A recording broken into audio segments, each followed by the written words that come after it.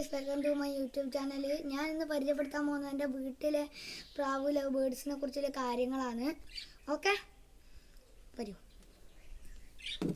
ഞാൻ കത്താത്തോണ്ടാണ് കയറുന്നത്.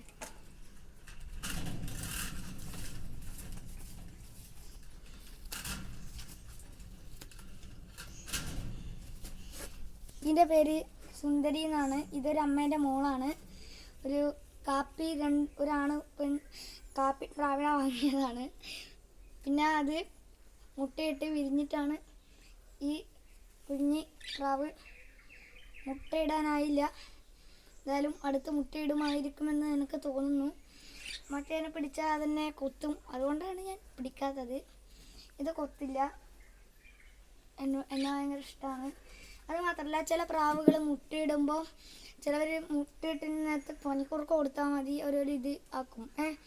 പക്ഷേ ചില പ്രാവുകൾ ഇത് കൊടുത്തിട്ടൊന്നും മുട്ടയിടാത്തതിൻ്റെ കാരണം അവയെ നമ്മൾ വാങ്ങുമ്പോൾ തന്നെ അതിൻ്റെ മുട്ടയിടാതിൻ്റെ കാൽസ്യ തീറ്റ വാങ്ങുക. അങ്ങനെയാണ് എൻ്റെ പ്രാവൊക്കെ ആയിനി അല്ലേ.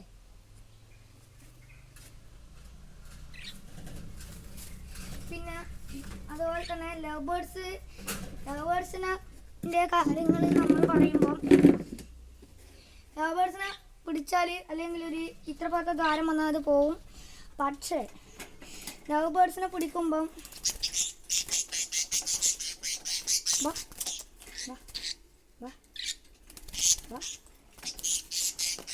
ഇങ്ങനെ പോകുന്നുണ്ടോ? ഇതിനെ നമ്മളെ ഇത് ഇങ്ങനെ ഇട്ട് പിടിക്കുക, അല്ലെങ്കിൽ കൊത്ത് കെട്ടി പറിക്കും അല്ലേ. പറിക്കില്ലേ? ഇത് കണ്ടാ കടിക്കാൻ വരുന്നുണ്ടാ? അങ്ങനെയാണ്. ആന പിടിക്കുന്നില്ല, എൻ്റെ കൈക്ക് മാട്ടം മേടിയത് കൊണ്ടാണ് ഞാൻ പിടിക്കാത്തത്.